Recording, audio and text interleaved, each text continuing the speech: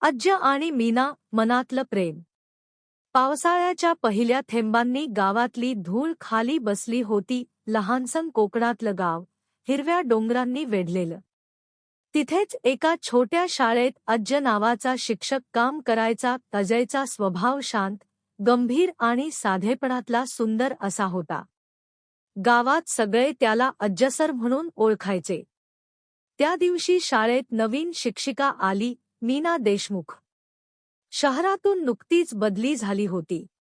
तिचं हसणं एवढं मोहक होतं की संपूर्ण वर्गही थोडा वेळ थांबून तिच्याकडे पाहत होता. अजयने तिचं स्वागत केलं आणि ते दोघं पहिल्यांदा एकमेकांच्या नजरेला भिडले. त्या नजरेत काहीतरी वेगळं होतं, शब्द नसलेलं, पण ओळखीचं.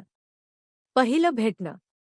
दुसऱ्या दिवशी सकाळी शाळेचं प्रांगण पावसाने ओली झालं होतं. मीना शाळेत आली तेव्हा तिच्या पायांवर चिखल उडाला होता. अजयने तिच्या हातात टॉवेल दिला आणि म्हणाला, आपण आज इंजन चालू करू का, म्हणजे हे सर्व पाणी बाहेर निघेल. इथे पाऊस नेहमी असा अचानक येतो. सव्य करून घ्या आता, ती हसत म्हणाली. सव्य लागायला वेळ लागेल सर. पण गाव सुंदर आहे, तुमच्यासारखंच. अजयने थोडं हसत नजर वळवली, पण मनात काहीतरी हललं होतं. त्या दिवसानंतर दोघं रोज भेटायचे. शाळेच्या कामात, कार्यक्रमाच्या तयारीत, मुलांच्या उपक्रमात. हळूहळू त्यांचं बोलणं औपचारिकतेतून मैत्रीकडे वळलं. संध्याकाळचे क्षण. शाळा संपल्यावर मीना नेहमी गावातल्या छोट्या चहाच्या टपरीवर जायची. एका दिवशी अज्ज तिथून जात असताना तिने हाक मारली, सर, थोडा वेळ आहे का? चहा घेऊया का एकत्र? अज्ज थोडा थांबला, मग हसत म्हणाला, का नाही. त्या दिवशी पावसाच्या सरींमध्ये दोघांनी एका छत्रीत चहा घेतला. चहाचा वाफ, पावसाचा सुगंध आणि तिचं हसणं, सगळं काही एकमेकात मिसळलं होतं. अज्ज म्हणाला, मीना, तुम्ही शहरातून आलात ना? इथलं शांत आयुष्य जमतंय का? ती म्हणाली, हो, आता थोडं जमायला लागलंय. इथे लोक मनाने खूप चांगले आहेत. आणि काही लोक तर खूपच खास. अजयच्या मनात हलकीशी लहर उठली. तिच्या डोळ्यांतील भाव स्पष्ट होते. ती ओढ होती, पण शब्दांत सांगितलं. हळूहळू वाढत गेलेलं नातं. काळ पुढे सरकला. काही महिन्यात अज्ज आणि मीना यांचं नातं सगळ्यांना जाणवू लागलं. दोघं नेहमी एकत्र दिसायचे, पण त्यांच्यात कोणतीही उघडी अभिव्यक्ती नव्हती. फक्त नजरेतून सगळं बोललं जायचं. एकदा शाळेचा वार्षिक कार्यक्रम होता.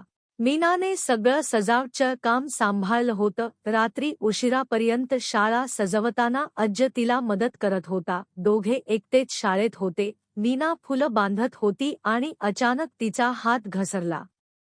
ती पडता पडता अजयने तिचा हात धरला. क्षणभर दोघं एकमेकांच्या अगदी जवळ आले. त्या क्षणात वेळ थांबला होता. त्यांच्या नजरा एकमेकांना भिडल्या आणि दोघंही शांत झाले. काहीच बोललं नाही, पण मन सगळं सांगून गेली. एक पावसाळी रात्री. त्या रात्री पाऊस खूप जोरात कोसळत होता.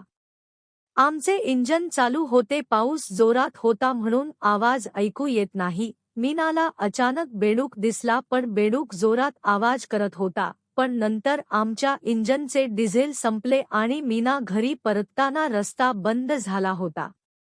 गावात वीजही नव्हती. अजयने तिचं लक्षात घेतलं आणि म्हणाला, तुम्ही एकटी कशी जाणार? पाऊस खूप आहे. हवं तर माझ्या घरात थांबा आजचा दिवस. मीना थोडी संकोचली, पण परिस्थितीमुळे ती मान्य केली. अजयचं घर साधं पण शांत होतं. त्याने तिला गरम चहा दिला, टॉवेल दिला आणि म्हणाला, तुम्हाला काही त्रास झाला तर सांगू नका. इथं सुरक्षित आहात. मीना खिडकीतून बाहेर पाहत म्हणाली, कधी कधी असं वाटतं की पाऊस आपल्याला थांबवतो, जेणेकरून आपण काही क्षण आपल्या मनाशी बोलू शकू. अजयने हसत विचारलं, आणि आत्ताचा क्षण काय सांगतोय? ती त्याच्याकडे बघून म्हणाली, की काही लोक भेटतात आणि आयुष्य बदलून जातं. त्या रात्री दोघं बराच वेळ बोलत राहिले. आयुष्याबद्दल, स्वप्नांबद्दल आणि त्यांच्या मनातल्या भीतींबद्दल. पहाटेपर्यंत पाऊस थांबला, पण त्यांच्या मनातली जवळीक कायमची राहिली. पुढचं पाऊल.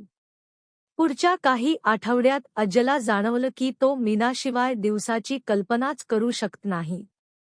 तो तिच्या हसण्याची वाट बघायचा, तिचं गुड मॉर्निंग सर ऐकायचं आणि तिच्या छोट्या छोट्या गोष्टीत आनंद शोधायचा. देख संध्याकाळी शाळेनंतर तो तिच्यासमोर आला आणि म्हणाला, मीना, तुमच्याशी एक गोष्ट बोलायची आहे. ती म्हणाली, बोला ना सर. अज्ज म्हणाला, तुम्ही आल्यापासून माझं आयुष्य बदललं आहे. मी तुमच्याशी काहीही लपवू इच्छित नाही. मी तुमच्यावर प्रेम करतो. क्षणभर सगळं शांत झालं. मीना काही क्षण त्याच्याकडे बघत राहिली. तिच्या डोळ्यात पाणी होतं, पण ते अश्रू नव्हते. ती भावनांची चमक होती. मलाही वाटतंय तसंच अज्ज, ती म्हणाली, पण आपण एकत्र राहायचं असेल तर सगळ्यांसमोर उभं राहावं लागेल. एक नवीन सुरुवात. काही दिवसांनी गावात सगळ्यांच्या उपस्थितीत अज्ज आणि मीनाचं लग्न झालं. शाळेतील मुलं फुलं उडवत होती. मास्तर आणि मॅडम आता आयुष्यभरासाठी एकत्र झाले होते. लग्नानंतरही त्यांचं नातं तितकंच सुंदर राहिलं. प्रेमात शांतता, आदर आणि ओढ होती. ते दोघं रोज शाळेत एकत्र जायचे, मुलांना शिकवायचे आणि संध्याकाळी टेरेसवर बसून पाऊस पाहायचे. एकदा मीना म्हणाली, आपलं प्रेम एवढं साधं का वाटतं अज्ज? तो म्हणाला, कारण खरं प्रेम कधीच दाखवायची गरज नसते, ते जाणवतं. अशा पावसाच्या थेंबांसारखं. मीना त्याच्या खांद्यावर डोकं ठेवून हसली.